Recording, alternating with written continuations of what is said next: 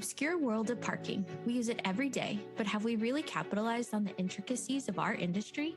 In this podcast, the Parking Network will go behind the scenes and talk to industry professionals about all things parking, from the horizon of evolving technology and even stories of the old days.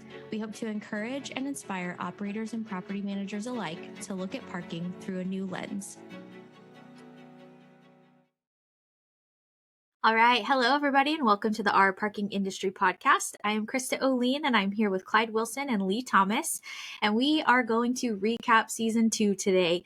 We have had a fantastic season, and we are so thankful that you've been along for the ride.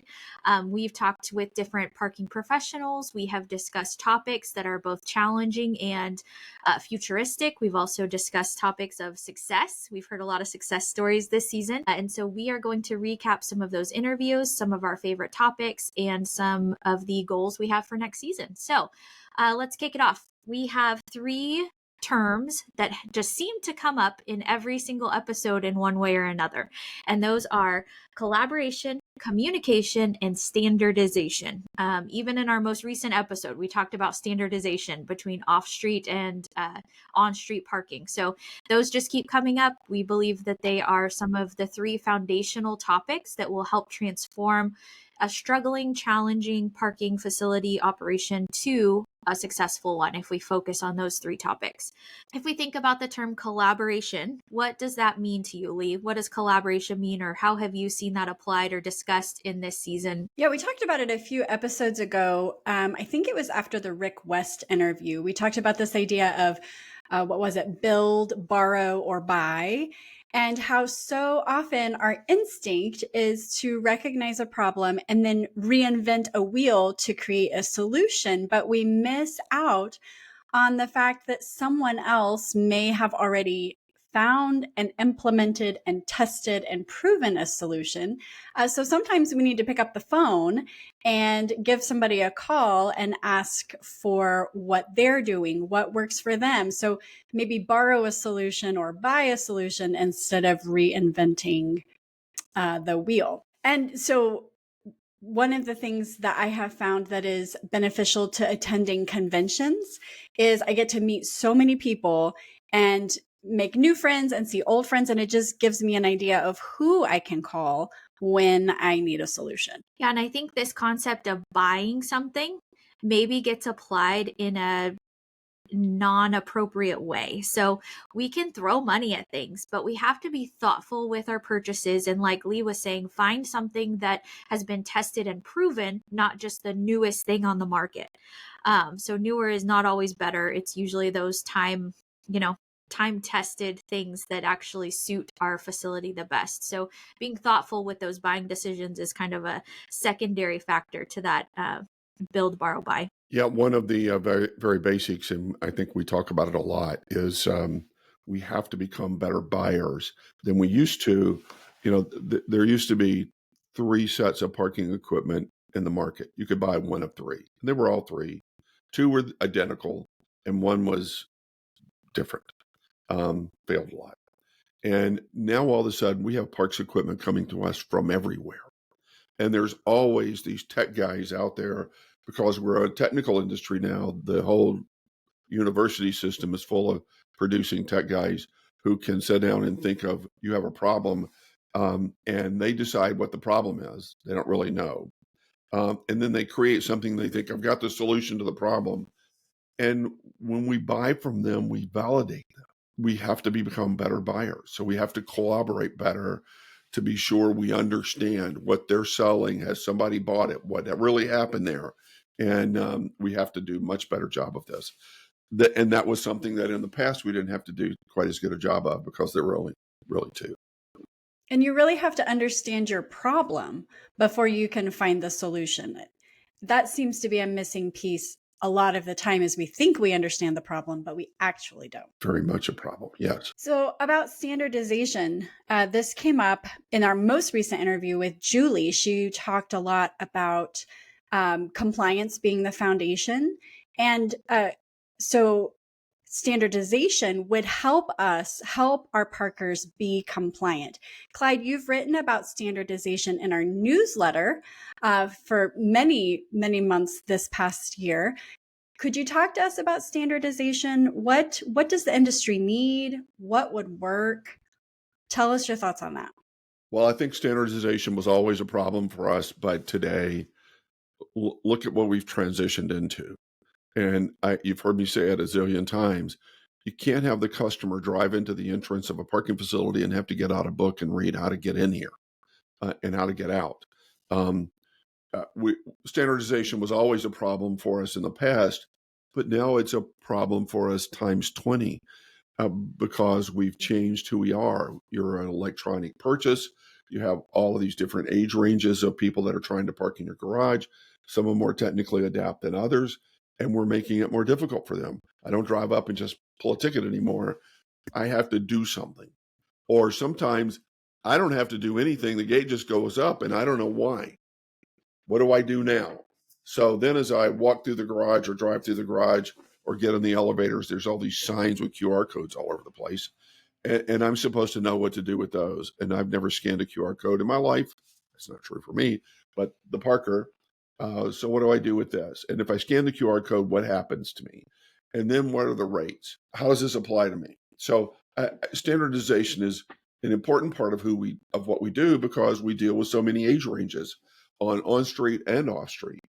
And now it's an more important part than it's ever been of being able to standardize processes so that customers can find their way through what we do. And I think going back to whenever you were talking about the decisions with buyers, there used to be only 3 things that the buyer had to decide between because those were the 3 equipments that a parker would ever encounter across the country. It was one of 3. So one of 3 ways of doing things is what every parker in the United States would encounter. Now, every parker in the United States could encounter one of probably 60 different ways of parking. I mean, Right. maybe even higher. Right. I don't know. But one of 3 to the parker having the knowledge they need to successfully complete their parking transaction to one of 60 that they've never seen before, most likely. It's interesting, to say the least. Yeah, well, and when I said that we had 3, we really had 2. The third one didn't work, so nobody used it. So nobody bought that one. They were Nobody bought informed that one. buyers. It was a non-option. And every time I took over a new facility, if it had that equipment in it, I pulled it out and put the other one in. Nice. So we have heard the term communication in multiple different ways throughout this season. Communication with parkers to help alleviate some of these struggles they may have with the one of 900 ways to park in a parking facility. So parker communication, and then also communication with stakeholders. That has been a really important communication piece that's come up. And so on this 2-front battle that operators face, how can they successfully communicate to both sides of that? Look, we have so much more now reason for a customer to communicate with us and us to communicate with the customer. Marketing, something that Leigh spent an awful lot of time on, is something we have to get better at communicating to a parker. I don't want to say anything bad about anything, but we have e-commerce where people can get online and find parking. Well, it just gets thrown at them. You pull it up and there's 50 locations on there with different prices. 95% of them are parking locations that I would never go to because they're too far away for what I'm intended to do. We have to be able to narrow that communications down to something that's meaningful so that people will get online. We don't make it difficult for them. Right now, I think it's very difficult for them. So, and then when Leigh and I were in Chicago, we were parking in a garage, and every time we pulled up to the exit, somebody was at the exit that couldn't figure out how to get out, right? This particular garage, even though they had a call center, they had a person there, but I think that person's temporary.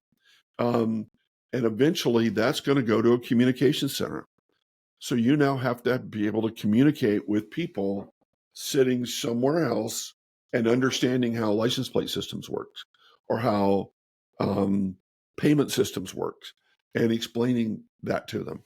Communications is becoming one of the higher priorities in our business. And so we're in a business that traditionally hasn't really been that big. Now it's one of the top 3 priorities in our business in managing and producing communications. And on the other side, we see over and over and over again that property managers and operators don't have what they need to communicate well or provide excellent customer service. And so they really have to learn to communicate to ownership or city council or other legislative and policymaking bodies to ask for the things that they need to understand the problem and then ask for the policy that would bring the relief. And that communication piece we hear over and over and over again is a challenge. And a lot of times that's the obstacle that our parking industry can't jump in order to make progress or get the things that we need. Yeah, and if the on-site person, so the person that is operating the parking, whether it be at a municipality or a university, we hear this one a lot, the ability to concisely communicate to decision makers is difficult because you kind of feel like you have to unpack all your problems to be able to validate the decision makers with why you're requesting what you're requesting, because most of the time it's a pretty big investment that you're asking for. And so being able to package that in a concise way to communicate why it's important, why it matters, why it will actually improve the bottom line rather than take away from the bottom line, that skill is kind of lost in the middle there. And so being able to communicate, some people are natural communicators, some people aren't. And so being able to train or help facilitate that communication, that's definitely a gap that we have recognized and heard from people that we've interviewed. I agree. Did you guys have a favorite episode or takeaway or application from the interviews this season? I think one of my favorite episodes, just because of what came of it, was the episode with Rick West. That was really a catalyst for TPN to present at NPA, which TPN as a team has never presented at NPA before. So that was really exciting. The 3 of us, Leigh, Clyde, and I, all got to present at NPA. And the topics that we presented on came from the interview we had with Rick West. So I appreciated the way that really propelled us into that position. We had one of the highest attended conversations at NPA. So that was really encouraging that what we were sharing was important. And the 2 topics that we focused on were digitization and personalization. And those all tie back to those 3 things: collaboration, communication, and standardization that we just talked about at the beginning. So it's a vicious circle, it's a vicious cycle, but if you can get in the mix, I think it's important, and it will definitely improve your operation. So just what came of that conversation with Rick and what that provided for our company and what we got to then participate in at NPA is one of my favorite highlights from what this podcast has done this season. Well, I hope the people that are listening, the many, many thousands of people that are listening to our podcast, are picking up on the basic themes that we're talking about here, because we've been through all these podcasts over 2 years now. We've listened to the top people in the industry, and we're finding this common theme that's bleeding through all of these podcasts. And so it should be telling us these are the things that we've got to really hone as skills as we as managers move into the future. We've got to nail this, all of these things. And we have to nail communications. We also have to nail electronic purchases. We have to nail the marketing of electronic purchases and how that helps me at my location. We have to nail all these things. And these are all subjects that are different from what the subjects were for me when I started in the parking industry. But really up to only about 10 years ago did they begin to change. And 5 years ago, they began to change. So this industry is changing. We're learning out of the podcast. It's doing these things has been so interesting, I think, to all of us. But I think the most important thing is that we've been able to narrow down the future and how we're going to manage the future by listening to the top people that are managing everything day to day. We've learned a lot. We hope our listeners have learned a lot. And I think we are hopefully presenting this in a way that really helps to the listeners of our podcast understand what their challenges are for the future. One of the big light bulb moments for me from this season was all the way back. I think it was our first interview with Colin at Barnacle. And listening to that interview was like whenever you're putting a jigsaw puzzle together and you're looking for that last piece and it clicks in and you're like, oh, I get it. Something about Krista's conversation with Colin in that interview was like a puzzle piece click moment for me when he was talking about enforcement is the thing that really matters. Like if you want a Parker experience to be positive, then the Parker needs to have a predictable experience and understand when enforcement has to step in. Like whenever I see a barnacle on my windshield, I need to know exactly why I have that barnacle. So that the enforcement piece is very important. And I have even taken that into my other circles of influence, even dealing with my kids. I have 3 teenagers in this house. And I've learned I can't implement something unless I'm going to enforce it. And if I'm not going to enforce it, I'm not going to burden the teenager with it because it's not going to do anything. So that was kind of an aha moment for me from this season. And the communication from the beginning about what is enforceable or what will cause something to be enforced has to be clear so that there's no surprise. Because whenever that surprise enforcement comes into play, that's whenever people get upset and whenever, the enforcement goes wrong. Clyde, you recorded your first Grumpy Garage episode in this season with John Van Horn. Where do you see that going for season 3? I talked to John when I was in California a couple of weeks ago, and John is excited about doing another Grumpy Garage because we got to talk about some of the challenges that we had in the past, but we got to compare them to today.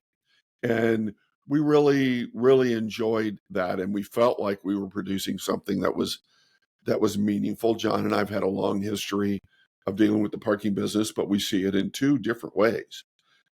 John started in the parking business as a salesman, and then I think as president of CCOM, one of the older parks equipment manufacturers, one of the ones, not the one I was talking about earlier. But then he became president, and then John and I met when somebody at the company I was working for at the time was trying to force me to buy his equipment. And so I met him in a room, and they were in there telling me about it, and I was telling him I wasn't buying his crap.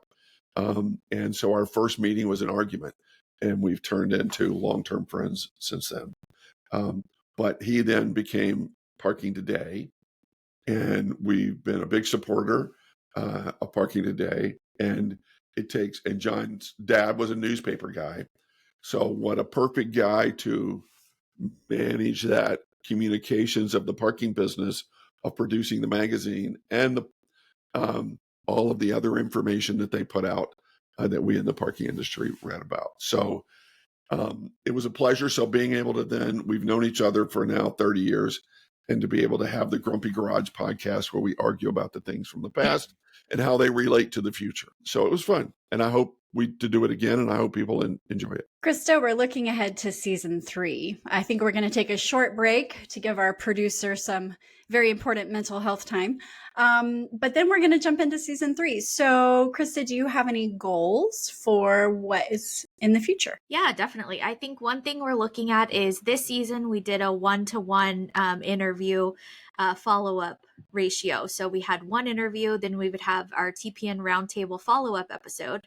I think next season we're going to change that up a little bit just to give some variety. We're going to try a 2-to-1 ratio where we have 2 interviews, and sometimes those will be opposing perspectives, and then TPN will have a roundtable follow-up. So one of the topics that comes to mind is this idea of gateless parking. So we'll have 1 interview, this is a goal, we'll have 1 interview of someone who's very pro-gated parking, a second interview with someone that is very pro-gateless parking, and then TPN will have a roundtable where we get to discuss both of those interviews, our takeaways, things that we thought were interesting, and then maybe even take it a step further and get both of those people on one episode to discuss together. So we have some fun things in store. And if you have any feedback, that is one of my biggest goals personally for season 3 is to get more engagement from listeners. So feedback, whether positive or negative. What do you like? What do you dislike? What would you like to hear? What do you need to know more of? How can we help support your operation specifically? Because a challenge you're facing, I'm sure there's at least one other person in the industry facing that challenge. And from this season, I was a math teacher, not an English teacher, but all of the words that we used to describe this season that kept coming up were action words. So digitization, personalization, communication, standardization, they all follow that same pattern, which is progressive, action and progressive. And so we want to keep the podcast going in that direction by engaging all of our listeners and give them real tangible things that they can take and apply to their operation. So we would love your feedback. And that's one of my personal goals, is to hear more from you guys. I think communication, that again falls into the communication realm. We really want to know what our listeners think about what they hear so that we can tailor this, because I guess 95% of the reason we're doing this, we get to touch a big part of the industry. We're very fortunate in the company that we have that we get to touch a big part of the industry. So we wanted to share that with you. But we also need to be able to share exactly the parts of it that you're interested in. So we do want to hear back from you. And would you please communicate with us? Something that's been a topic of this conversation this morning. Would you please communicate with us, and whatever we have to do to be more open to you getting to us is great. And hey, if there's anybody out there that's a listener that wants to be on a podcast, let us know. That would be very, very, very interesting for us to have a full-time listener that wants to challenge some of the things that we say or wants to provide their own information. Absolutely. And we know people across the industry have different perspectives. That's one of the things that we value, is that we learn from each other and we grow from those conversations. So we invite you to do that with us.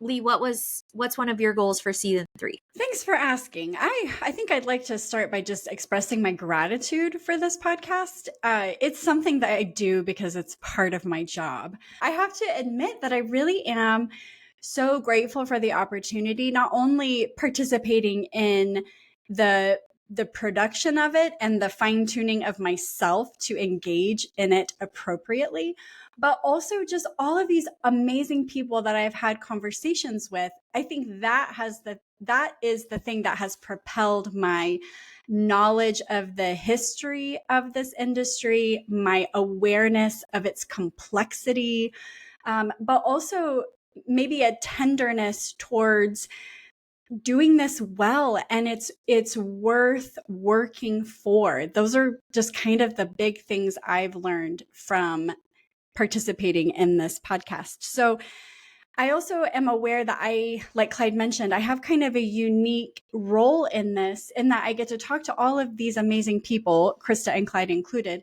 but I also get to travel the nation and immerse myself in all kinds of different parking environments. And so I kind of feel the burden to become an expert in maybe this communication piece. Like, how could I listen better to understand well the communication problem and be able to counsel those who I speak to on a regular basis to communicate better? Another personal goal for season 3 for me is to handle the different perspectives in a non-confrontational way. We have a lot of people on the podcast who simply don't agree with what TPN believes. And I'd like to get better at questioning and drawing out those different perspectives in a non-confrontational way, just so that we can all learn better and have better dialogue about it. That was a lot. Thanks for listening. Whoa. So I'm looking forward to season 3. Clyde, what goals do you have for season 3? Season 3, I think 1 and 2 has been a learning experience for us. I'm sure 3 will be another learning experience. But I really want to see 3 move to a higher level of where we're really producing the best podcast you could possibly have for the industry that we have. And I know the team that we have here, and we're going to put a lot of time into trying to get ready for the first podcast of season 3 so that we can follow that theme. This is really important to us to do a good job. We put a lot more time into this than the people who listen to this or see it can imagine as we prepare for what we're going to talk about. But now going into season 3, I told somebody this last week. I think we finally learned what our role in life is for the podcast. And we are getting to a point where I think we're better at being able to select the people that we interview, select the questions that we ask, and to be able to then roll it out there in a much better fashion. Our goal has been the Parking Network's goal since we started. Our goal is to help the parking industry. That's what we're here for, 100%. So every podcast we do, to me, is, and to the people that you're seeing here, it's very important that we've produced something that really helps you. So we want to know that we are. Absolutely. And like Clyde is talking about behind the scenes, we dissect the data of who our listeners are, when they listen, what age groups they fall into, all the things that those platforms collect. So we are really trying to make data-driven decisions as we go into season 3. So that's something else that we kind of are applying on the backside. If you could pick one thing that was your absolute favorite part of season 2, just looking back on it. Let's go with Leigh first. What was your favorite one thing, if you could pick one thing? The first thing that comes to mind is the interview with Joaquin. I loved that conversation. It was positive. I learned a bunch. It felt good. I don't know. There was something about it that was just really nourishing.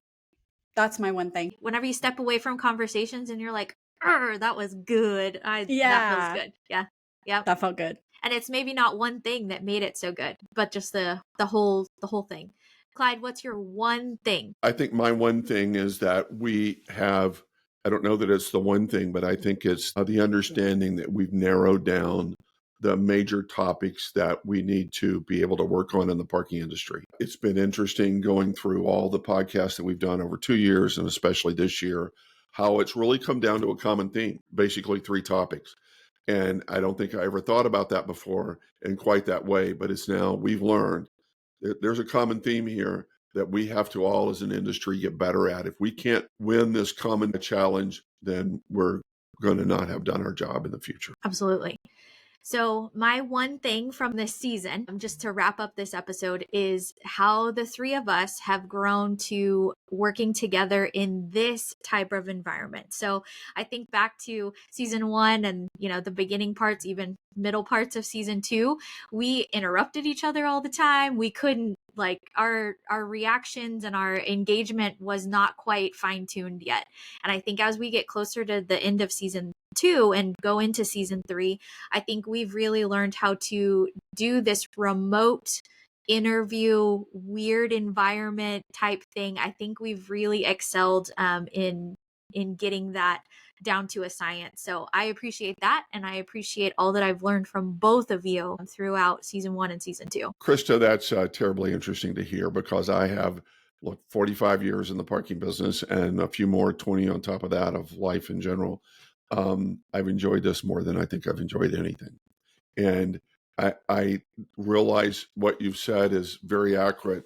We've matured a lot as we moved along. And I think we do a better job now of communicating what we're trying to do to our listeners.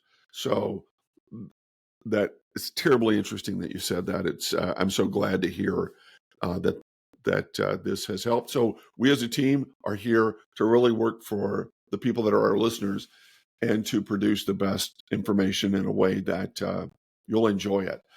I believe we feel, and I know we're right, as much as we enjoy this, it's got to be as enjoyable to the people that are listening.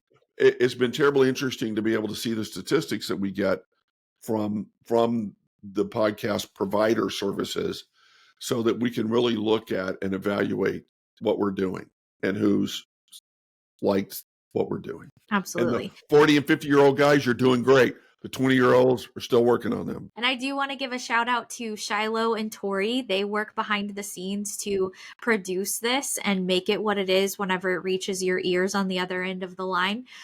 So shout out to them. They work on our graphics. They work on our newsletter. They are responsible for helping put out the publications that are viewer and listener facing. So we really appreciate the work and time and the creativity and talent that they put in to making this what it is after our sloppy recordings.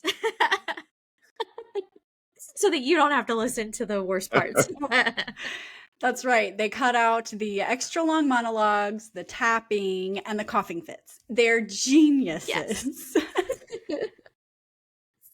All right. So with that, we will close out season 2, and we are looking forward to having you join us on season 3. We have so many things planned. We would also love to hear from you to fill in some of those spaces we have left on our season 3 docket. So let's hear from you, and we look forward to seeing you next season. Thanks, everybody. I appreciate it. To quote one of the greatest business minds of our time, Charles Munger, he said, "The best thing a human can do is help another human being know more." Here on our Parking Industry Podcast, we want to provide knowledge and resources. If you heard something that sparked your curiosity in today's episode, please reach out on our socials at TPN Consulting. You can find us on LinkedIn, Facebook, YouTube, and Instagram. Don't forget to subscribe and follow. See you next time on Our Parking Industry.